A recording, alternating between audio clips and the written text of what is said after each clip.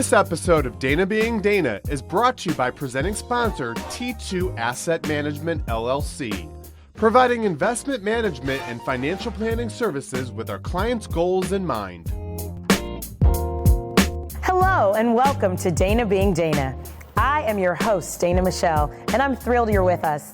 My show is about all different aspects of the human connection, things that bring us together, and living life intentionally. One thing that I have connected on with others is the aftermath of dealing with narcissists. Narcissists create a toxic environment for you before you even know it. And it can be tough to know a narcissist when you see one. They only reveal themselves over time with their self-serving behavior. I have some with me to talk about who they are and what they do. Welcome. Just kidding. No narcissist would come on a show to talk about narcissism. Actually joining me first are my good friends, Jordan and Erin Carlson, therapists who help people deal with narcissists, among other things. How are you guys doing? Great. All right. Awesome. I'm so happy you guys are here with me. We're so happy to be here. Thank you so much. So let's jump right in. Can you tell us, what is narcissism? Well, narcissism is a personality disorder developed over time where people develop certain traits that protect themselves and cease to be who they were and become something else.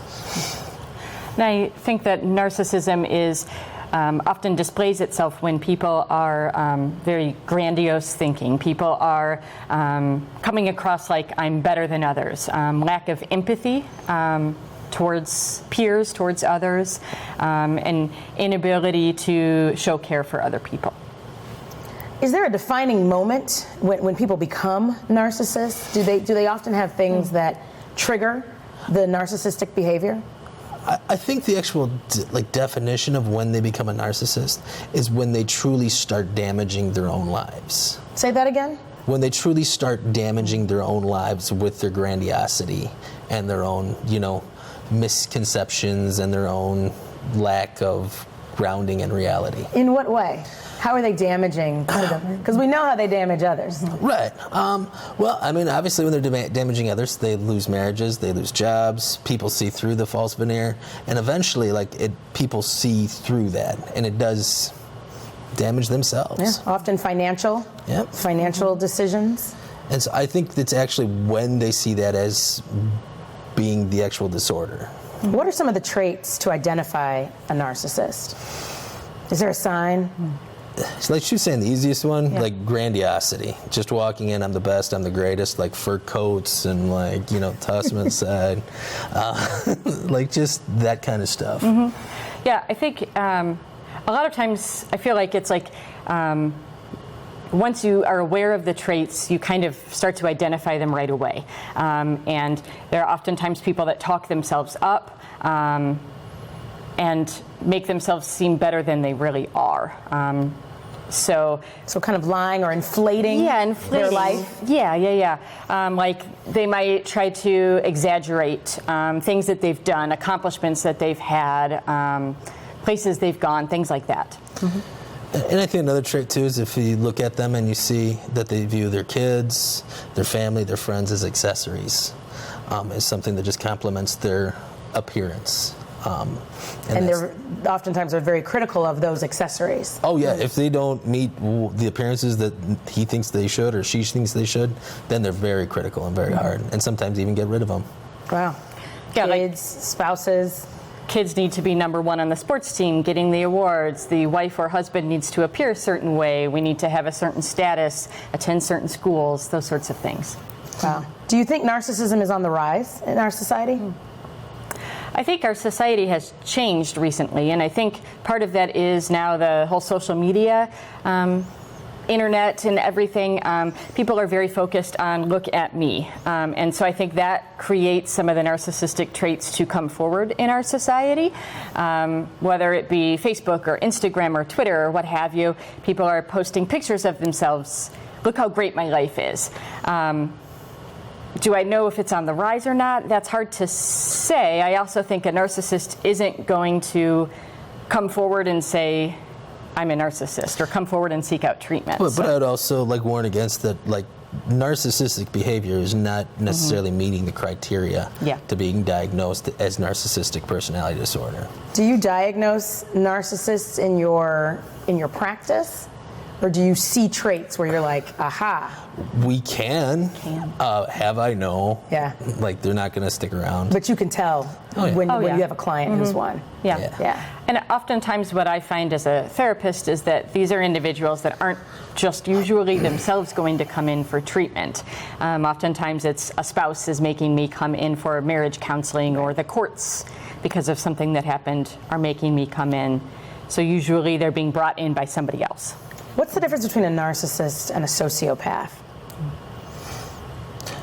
Well, I think I said when I was reading, the one difference would kind of almost be the knowledge. A sociopath can do terrible things to people, but he does it with intent to manipulate this and manipulate that. Where a narcissist is also kind of full of himself and a little unaware that he's not so great.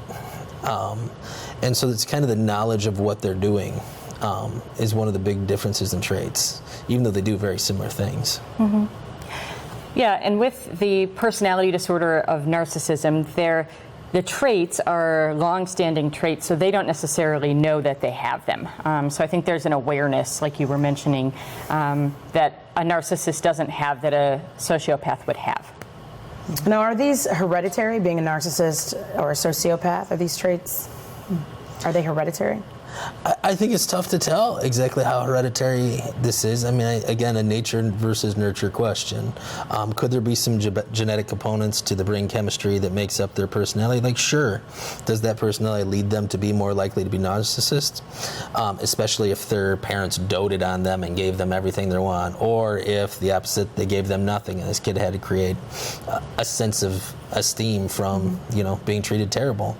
I don't know. It's hard to say. Yeah, and it could be a combination of some genetic as well as a situational, so the nature versus nurture. And then I'm put in this situation, I get bullied, or I feel that I've been a failure, so now I want to overcompensate for that. So that could be a mixture of both. How does association with a narcissist impact one's health? Badly.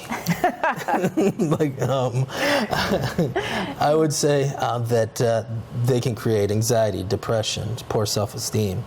Even physical abuse towards children. I mean, all the side effects that go with that, like the physical effects, the not sleeping, the not eating, the overeating, high blood pressure, that go with those kind of things would go with dealing with a narcissist. Wow. Mm-hmm. So dealing with a narcissist is bad for your health. It is. The impact. Yeah, very Stick bad. with bad. Wow. Thank you so much for being here and joining me today to talk about narcissism.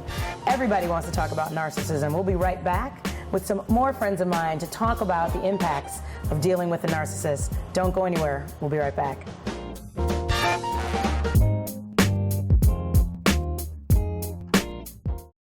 Are you worried about running out of money in retirement or having to work longer than expected to meet your retirement goals? If so, you're not alone. Finding the right advisor can be difficult. Most advisors are simply salespeople looking to sell you a product and collect commissions. Only fiduciaries are required to serve in your best interest. Managing wealth is serious business. You wouldn't trust a pharmaceutical sales rep to diagnose your health problems, so why would you entrust important financial decisions to a salesperson? At T2 Asset Management, we believe investors should demand highly qualified, unbiased advice. Our experienced team has been awarded expert designations in investment management. The CFA charter is the gold standard in investment management, demonstrating our commitment to providing the highest level of expertise to each and every client. If you're ready to get serious about your future, call us today to receive a complimentary report detailing what you currently own, where your risk is, and how much you're really paying in fees. Take control of your future today so you can enjoy the retirement you worked for.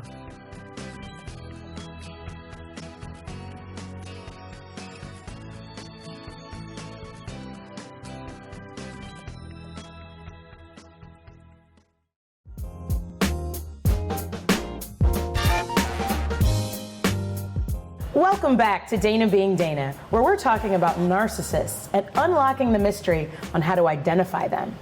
Often people refer to dealing with narcissists in romantic relationships. However, some are raised by narcissists, while others encounter them in the workplace or in friendships. Perhaps we should start at the beginning. I'm now here with my friends Katie, Paul, and Abby, who's also a therapist. So you help people cope with narcissists, is that true? Yes, and we work with narcissists. That's right. People. So what is it like when you first encounter a narcissist? So encountering a narcissist is pretty much like a magnetic attraction. Narcissists will target individuals who are very empathetic and trusting and use that to their advantage. So once you're in, it's really hard to walk away. Another thing about first encountering a narcissist is that there's a lot of tests that you're put through to see if you're up to their standards. What kind of tests? What do you mean? Different things, like to make sure that you can mirror their level of perfection, and what that looks like differs from person to person. But with their target, they will do tests like, are you okay with doing this or this? And if you're not, then you don't meet their level Their standards. But you also don't realize that you're being tested either. Right. So these things are all happening. He's testing you, she's testing you, but you don't know that there's something behind that. You think he's just being, or she is just being genuine. Listen, I think it's a lot of fun, going out, as long as you're not having to work with them. It's a good time. Well, and I think you're swayed, right? They reel you in. They are, it's all magical. They're charming. They tend to have incredible charm. And that's one way that they pull you in. And a mask of normality. 100%. They have a mask on that's, a normal face, a normal persona, and that mask is what really can easily trap you there. Yeah. Until you realize it's all about them, right? Yeah. It's all about them. Yeah. Because you're impressed initially, I think, with all of the things that they say about how great they are. Right. You're like, oh, wow. You Yeah, could do 100%. this, you can do that, you can fly. That's amazing. And so, You have to see that. But yeah, exactly. But they'll tell you they can, or they've done it Yeah. right up until the time you met. Right. What is it about narcissists that reel you in? I think they tend to be very charming and think that they're very educated, so you become kind of fascinated with what they're sharing with you, and it attracts people. Even if they don't have education, right? Yes. They may tell you that they Yes. have expertise Yes. or have education in things, and they may not have graduated, or they went for a semester, or those types of things. Yeah, I also think they have a tendency to make sure that they're telling you things about you that, make you feel good about yourself, so that, it immediately kind of gives you this confidence, and you're like, oh, this guy thinks these things of me, or this woman thinks this thing of me, then, you're like, oh, this is a nice person. So they're very complimentary. Yes. And that's what gets you hooked in. Well, Yeah. really, they're getting to know you. They're getting to know things about you, so they can tailor whatever they do to what your interests are, and they can do it better. Or have done it in the past, or have experience with that too. Absolutely. And then going back to the test that we were referring to before, when you master the test, you feel kind of like you're chosen to be part of their world, and that's an honor or a privilege. And so that also is a super strong reeling in method. So this amazing Harvard grad, pilot, acrobatic, diplomat, Peace Corps, Olympiad has chosen you Right. to be their Absolutely. friend, their coworker, their spouse, etc. Right. Interesting. So how does the relationship with this amazing person called a narcissist change over time? Well, when the mask comes off and you see the truth of who that person really is, that's when things can take a really quick dip. And if you try calling that person out on any behaviors or personality flaws that you notice, suddenly you're the villain, and they're projecting that blame and character flaw onto their target. And so the relationship can change very quickly once it's secure. So what is gaslighting? So gaslighting is when a person can manipulate you into thinking that you've done something wrong. So, for instance, if a husband and wife are getting into an argument and the wife, tries to bring her point across that, she wasn't yelling or she wasn't doing something a certain way, he can easily convince her, and this is vice versa too, he can easily convince her that it was her, that she is the one at fault, and then she walks away from the situation trying to figure out what can she do differently next time, and really she wasn't doing anything wrong. So oftentimes people talk about narcissists and dealing with them, and they go in, understanding that they've done something or said something wrong, and then they feel like they come out and they're the ones apologizing. It's like, well, wait a minute, you're the one who said this or did this, and they're able to kind of flip the script, and that's what the gaslighting is. How does that differ? What is grooming? So grooming is, I think, the way that the person who is the narcissist in the situation reels in that person. And so whatever they can do to get this person in with them and trusting them, whether it's compliments or let's go for dinner or whatever it is to get them to trust them. And then the manipulation starts. So first they have to get a sense of what kind of person this is. Yes. Like you said. Right, like it's a behavior modification, a manipulative behavior modification. So during the grooming process, the traits that are desired, like you said, sometimes you use compliments to get to that. Other times, you might, a narcissist might use a hierarchy method of my way is right, no other way could possibly be observed as correct. So then the target would follow onto those rules or that hierarchy. And the scary part of it is a lot of times I think the narcissist doesn't even realize that they're doing it. Like, not to give them any credit for it, but they're so sick that they don't even know that these are behaviors that they're doing. Yeah, because they're grooming people. It's a systematic process over time.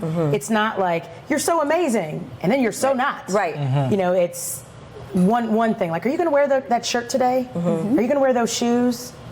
I wouldn't do that way if I were you. Right. And then it changes over time. Do you think that narcissists accept blame when it comes to relationships? I absolutely don't think so. No. What's been your experience? I deal with a lot of those in the professional world, right? So we manage money for a living, and they will tell me how to do that all the time. And so your clients, when I'm not up, they will tell they have a certain level of expertise, which is not nearly to what we do because we do it for a living. But then at the end of the day, they're still telling me how to do my job, and they can do it better. So it's like, what did you even hire me for? Right. So can you all tell narcissists in your day-to-day and your professions and what you do? Yes. Absolutely. Knowing the traits? Absolutely, and I would never want to be in your shoes of having a rough day in the financial field and then having to come back to a narcissist and answer their questions. For sure. Yeah. Well, thank you so much for joining me. Everybody loves to talk about narcissists. We're going to keep the discussion going with more friends of mine when we come back. Stay tuned.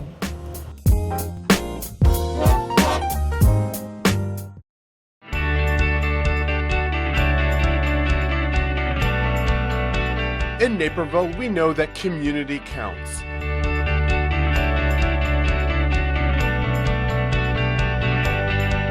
In fact, it's in our name. As Naperville Community Television, we have the privilege of showcasing what makes this award-winning city a wonderful place to raise a family, to make a living, and to enjoy life's journey.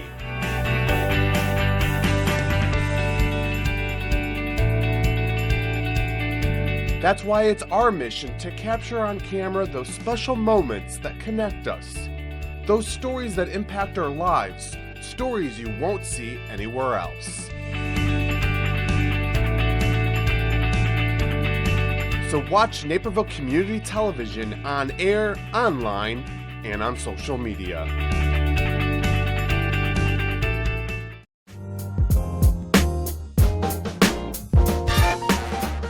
Welcome back to Dana Being Dana. We are talking about narcissists, and we've already discussed how to identify a narcissist and how to cope with a narcissist. Now we are talking about how to remove yourself from a narcissistic situation and how to heal. Joining me are my friends Dr. Sandy and my friend Ann. How are you guys? Very well, Good. thank you. Good. Yeah. So let's jump right in. Are narcissists opportunists? Absolutely. Yeah, they are good at sensing people's vulnerabilities and preying on those vulnerabilities. And for some people, again, they don't have a choice in a relationship with a narcissist. As children, when you have parents who are narcissistic, they're groomed from get-go. So, Ann, you were raised by a narcissist? Yes, I was. Yeah. Both of my parents. Both of your parents were narcissists? Yes. Tell us a little bit about what that experience was like. Well, my father, he really wasn't really meant to be a father. He had no nurturing capabilities. He just was all in it for himself, and he was the only child, so I'm sure that his behavior was stemmed from that, because what I've experienced as a child is that he just pushed us aside. When children were to be seen and not heard, we constantly were in his way of wherever he wishes to go with his life. We weren't part of his plan, if you will. And narcissists often have kids as extensions of themselves, right? They're trophies. Trophies. Look at my pretty children. And, you know, what happens with a narcissistic parent is that the narcissist's whims and desires come before the child's basic needs, such as, like feeding you. Yes. Talk a little about that. My mother kind of stopped taking care of us when I was in junior high. Wow. We didn't have lunches. We weren't clean every day when we went to school. It was pretty sad because my mother just focused on herself. It was all about herself. All about herself. So all she would through feed herself. into the career and everything. She would feed herself but not feed her kids. She'd eat at work. Yeah. Wow. Yeah, we had very minimal food in the house. Mayonnaise, Wow. bread. So what do you have to do to get away from a narcissist? I think the first thing is to really start to trust what you're feeling. I think what happens is they groom you. I know we've talked about grooming. And they shred you. They tear you down. So you begin to believe that you're worthless. And I always say to people, if something feels wrong, you're right. Right? If this isn't feeling good, then you shouldn't be in it. You need to leave. So learning to trust that instinct. Right. Right. And giving that instinct credit, a voice to that instinct. And I think there is a lie that, especially women, but I know men too, they believe that if they love someone enough, they can heal them. If I just love this person more, maybe then they'll be good to me. If I just do this, and for a kid is, if I'm just a better kid, if I try harder, maybe. And the fact of the matter is, people have to choose to heal. We can't love them into healing, as sad as that is. And for narcissists, they love themselves so much, they're fine. You're the problem. Children of narcissists feel, if I'm just a better child, if I do better, if I'm smarter, faster, prettier, better student, better athlete, you name it, maybe then I'd have some control in the situation. See, but the child's helpless, right? And in spouses, romantic relationships, if I'm a better cook, or if I'm a better spouse, or if I clean more, if I buy more, if I lavish more, if I provide more, right? I will get the love that I need, or that I desire, or that I deserve. But nothing is ever good enough. Is that right? That's right. Yeah. You're never going to be able to, satisfy the ego of the narcissist, right? And then I think what happens is a dynamic occurs where their victim, they begin to judge their self-worth based on the feedback from the narcissist. I mean, all kids do that with parents, but with narcissists, it's then pathological. Right, especially for adults in narcissistic relationships. It's different with kids because kids are so vulnerable. They don't have an adult way of looking at the world, obviously. They can't get away until they're adults, until they're 18. A lot of times when I work with kids who are with narcissists, we'll talk about what do you need to feel some peace until you can get out. It's like, how are we going to get out as soon as possible? Talk about that, about how do you find a temporary solution to cope with being with a narcissist, and then perhaps how do you set boundaries with a narcissist? Well, in my own personal experience, identifying that it is a toxic situation, and once I did, I was luckily old enough to pursue my own life and to separate myself, and that was just the beginning. To separate is one of the most difficult things from your parents, and to realize that they're not good people. They're toxic. They're not going to benefit you nurturing wise or even further on in your life, and you don't want them exposed to your offspring. You don't want them around your children to expose them to that same type of narcissistic behavior. I don't want them, my grandchildren, to even sense that type of behavior. I want them to always know that they're loved, and I didn't get that quite as much when I was growing up. But yeah, as soon as I realized it was a toxic situation, I was able to identify some of the key factors and move forward. And that part, identifying the toxicity, because Yes. narcissistic relationships are toxic. Absolutely. Absolutely. Absolutely. Narcissists, they shred you. It's not like they shred. hurt you, because everyone gets hurt in relationships, but the other person realizes they hurt you, they say, I'm sorry. The narcissist blames you. This is your fault. You're crazy. What's wrong with you? That right? It's all about Right. you. It's all your fault. It's your all your fault. problem. I'm fine. Yeah. And you hear that constantly, you start to believe it. And what happens then is that the person's self-esteem just is destroyed. And when people finally leave and they do come for therapy, a lot of it is then, it's like people have been brainwashed. And so it's deprogramming those messages of you're a worthless fool. Have you found, you said a worthless fool, have you found incredibly talented people who have been broken by narcissists? Yeah, I'm sitting next to one. Yes, absolutely. And a lot of times what you see is that the children of narcissists become really high achievers. They often have a terminal degree in their field. Anne was a high school dropout. I dropped out of high school. Yeah, To I remember. survive. She had to get out and got her GED, and Yep. now she has a master's degree. Which That's is an awesome. example of what happens. Is, Yeah. Terminal.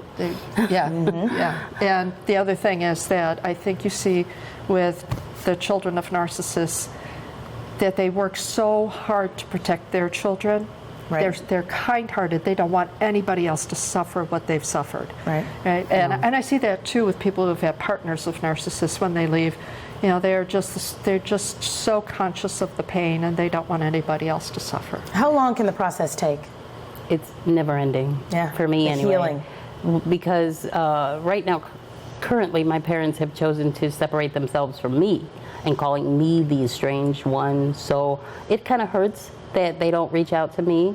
But I know that once I reopen that door, that it's just all going to start again, and I'm going to be experiencing the narcissism, and I just do not want to deal with that. It's just not good for me health-wise. So I have to. The healing will go on forever until one of us is, or all of us are gone. But life is better. Life is definitely better for me and my family. Yep. Well, thank you so much for being here. I appreciate you both joining me for this discussion about narcissists and your courage, sharing your story, and just all the work that you do for other people dealing with narcissists. While you cannot control who you encounter, you can control your reaction to them and how you let them into your lives. Many of us have encountered narcissists unbeknownst to us. I didn't realize that people close to me at different points in my life were narcissists until it was too late. Interactions with narcissists over time drain you physically, mentally, and financially. Learn to see the signs. Life is too short for toxic relationships, and you owe it to yourself to know when to set proper boundaries or to cut ties. When you have love and harmony in your life, you feel it, and it shows both on the inside and out. And that is a life worth living. I do not promise to be an expert, nor do I have all the answers. I'm just Dana, being Dana. See you next time.